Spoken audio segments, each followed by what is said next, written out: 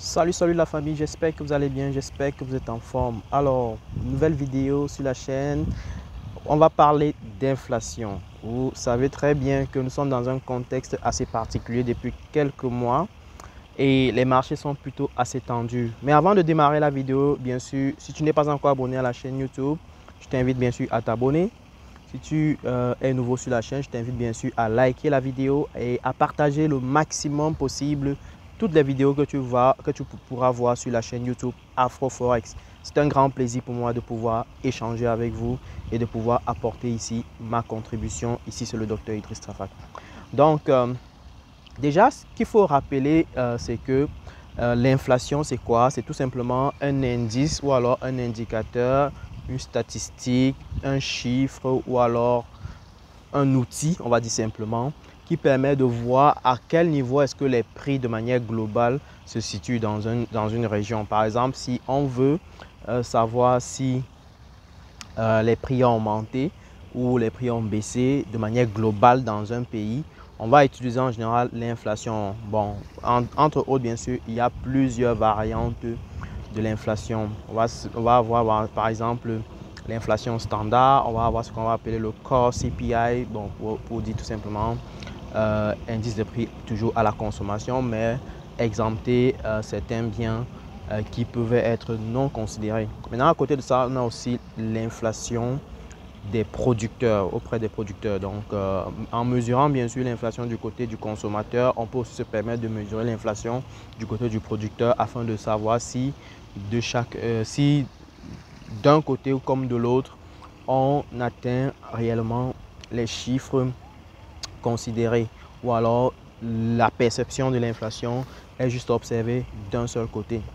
Maintenant, ce qu'il faut remarquer, c'est que déjà, depuis janvier environ, on avait commencé à avoir des prémices d'inflation, quel que soit le pays considéré, avec plusieurs motifs qui ont bien entendu impacté ou alors qui se sont traduits finalement par une sorte d'inflation. On commence bien sûr par la pandémie depuis 2020. Depuis 2020, déjà les États ont eu à augmenter, à imprimer de l'argent pour mettre dans l'économie. Donc, ce qu'on appelle du quantitative easing.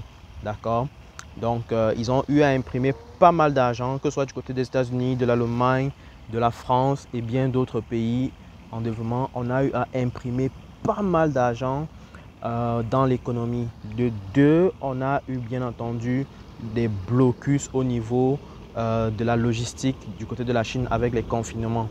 Donc, ceci s'est traduit bien sûr par le fait qu'on est clairement une situation assez délicate à gérer. C'est-à-dire le fait qu'il y a eu blocus au niveau, il y a eu confinement de manière très long-termiste du côté de la Chine. Ça s'est traduit bien sûr par le fait que les quantités habituelles d'exportation qui étaient effectuées avaient bien entendu diminué de manière considérable.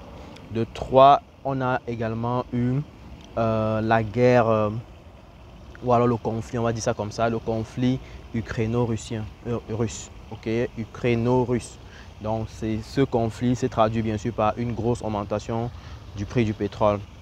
Maintenant, compte tenu de ces principaux facteurs que je viens de citer, on a eu de l'inflation dans presque tous les pays, que ce soit par le biais du confinement et de l'effet augmentation de la masse monétaire dans les économies, mais d'un autre côté aussi par les effets bien sûr de ralentissement des importations et aussi par l'augmentation du prix du gaz. Si le gaz augmente, forcément tous les prix augmentent en général dans tous les pays. Donc, ça, c'est les éléments qu'il faut citer. Maintenant, ce qu'on peut remarquer depuis quelques temps, c'est que on a eu le prix du pétrole qui a commencé à baisser considérablement. Et bien entendu, avec la grosse incertitude qui s'est manifestée sur les marchés, on a eu clairement une grosse chute des indices, que ce soit le S&P 500, que ce soit le Nasdaq, que ce soit le US30 ou alors le Dow Jones. On a eu une grosse chute. Et même dans le marché des crypto-monnaies, c'était chute. Ce qu'on appelle les risques de marché, c'est-à-dire ces facteurs-là qui sont plus ou moins macroéconomiques et qui affectent tous les marchés possibles et imaginables à la baisse. Donc, voilà pourquoi, quel que soit le marché où tu iras, tu vas te rendre compte qu'il y a eu des grosses baisses, n'est-ce pas? Bon, excepté maintenant le marché des monnaies, parce que le marché des monnaies est beaucoup plus stable, compte tenu du fait que il y a une garantie derrière et bien sûr, il y a pas mal de liquidités sur ce cours-là. Ce n'est pas des actifs qu'il faut détenir. Donc, aujourd'hui, il y a eu quelque chose d'exceptionnel qui s'est passé avec l'annonce de l'inflation du côté des États-Unis. Il se trouve que avec la série d'augmentation des taux d'intérêt qu'on a eu avec les banques centrales, parce qu'il faut rappeler déjà d'entrée de jeu que pour pouvoir résoudre en fait la question de l'inflation, en général, les banques centrales augmentent le taux d'intérêt directeur. Le taux d'intérêt directeur n'est rien d'autre que le taux d'intérêt central ou alors principal que les banques commerciales vont devoir maintenant prendre comme référence pour pouvoir maintenant ajuster leur taux qu'ils vont appliquer à toute personne qui va venir prendre des crédits auprès d'eux. D'accord? Donc, lorsque le taux d'intérêt augmente, en général, ça pousse à ralentir ou alors à freiner le mouvement aussi de l'inflation. Et maintenant, d'un autre côté, le taux d'intérêt, bien sûr, a un autre côté, on va dire l'augmentation du taux d'intérêt a aussi un autre côté plus ou moins néfaste, dans le sens où ça ralentit l'économie, ça contribue à ralentir l'économie. D'accord? Donc, voilà pourquoi on entend maintenant depuis un moment aussi qu'on peut, avec cette augmentation exagérée des taux d'intérêt, on peut avoir une sorte on va dire quoi, de contribution supplémentaire à ce qu'on se retrouve dans un contexte de récession. Bon, visiblement, on a encore changé la définition de la récession depuis quelques jours. Ça, c'est vraiment hallucinant, quoi. Bref, anyway, allons vraiment au but de la vidéo. Donc, avec la série d'augmentation des taux d'intérêt qu'on a pu constater, qu'est-ce qui s'est passé maintenant? On a pu maintenant observer que avec les dernières annonces d'aujourd'hui même, donc je fais la vidéo aujourd'hui parce que l'annonce est sortie aujourd'hui. Aujourd'hui même, on a eu une annonce sur l'inflation qui s'est retrouvée à la baisse. Mais quand une telle inflation commence à manifester, ou alors quand elle dit à la baisse, c'est à la baisse par rapport à celle qui a été publiée le mois passé. Parce que le mois passé, aux États-Unis, on était à 9,1%. Aujourd'hui, la publication de l'inflation se retrouvait autour de 8,5%. Donc, une baisse de quasiment 100 points base, un peu plus 140 points base, quelque chose comme ça. D'accord? Donc, on peut faire la différence pour avoir la baisse qui s'est manifestée. Donc, avec cette augmentation, mais légère par rapport à celle qu'on a observée le mois dernier, il se trouve que beaucoup d'investisseurs déjà avaient mis de l'argent de côté parce qu'ils ne voulaient pas tout perdre de leur argent. Ils avaient vendu toutes leurs actions, n'est-ce pas? Pendant que les marchés étaient en chute, beaucoup d'investisseurs avaient vendu leurs actions et attendaient de voir les premières prémices pour pouvoir bien sûr se relancer sur les marchés. Et aujourd'hui même, on a pu voir que, sachant que l'inflation a baissé, enfin, n'a pas baissé, mais a augmenté, mais moins que ce qu'on a observé le mois dernier, c'est-à-dire il y a une sorte de décélération en termes d'augmentation de l'inflation. Donc, en réalité, ça se traduit par quoi? Ça se traduit par tout simplement une sorte, on va dire une sorte tout simplement de rassurance ou alors d'assurance des investisseurs sur les marchés. Donc, on a eu pas mal d'investisseurs qui se sont retrouvés rassurés, dirais-je, que les marchés commencent à revenir un peu à la normale, c'est-à-dire la politique monétaire des banques centrales commence à avoir des effets dans l'économie réelle, c'est-à-dire ça commence à impacter à la baisse l'inflation qu'on avait perçue quelque temps avant.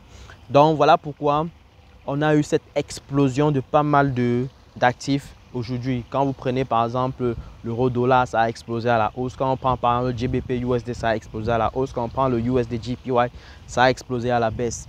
Donc ça traduit clairement le fait que, sachant que l'inflation a commencé à se décélérer en termes d'augmentation, c'est-à-dire la vitesse d'augmentation a baissé, d'accord, alors il y a un peu plus d'assurance et de quiétude sur le marché. Voilà pourquoi on a donc cette augmentation brutale juste après l'annonce. Donc voilà où est-ce qu'on en est. Maintenant, la question qu'on se pose, c'est est-ce que ça va persister ainsi dans le temps, ou alors est-ce que on aura encore peut-être des sortes de turbulences en coup de chemin avant d'arriver dans un contexte où l'inflation soit contrôlée autour de 2%. Ça, c'est la question qu'on se pose actuellement. Et dites-moi ça en commentaire, dites-moi ce que vous en pensez en commentaire. J'aimerais savoir ce que vous en pensez. J'aimerais savoir quel est votre avis sur le sujet.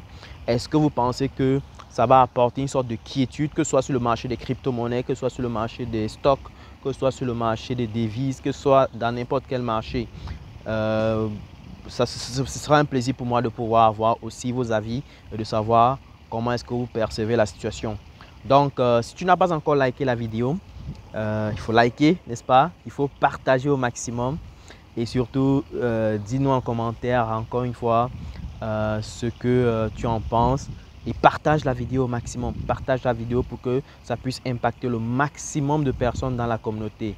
Et je te souhaite tout simplement bonne journée, bonne soirée et à très bientôt pour une prochaine vidéo. Ciao!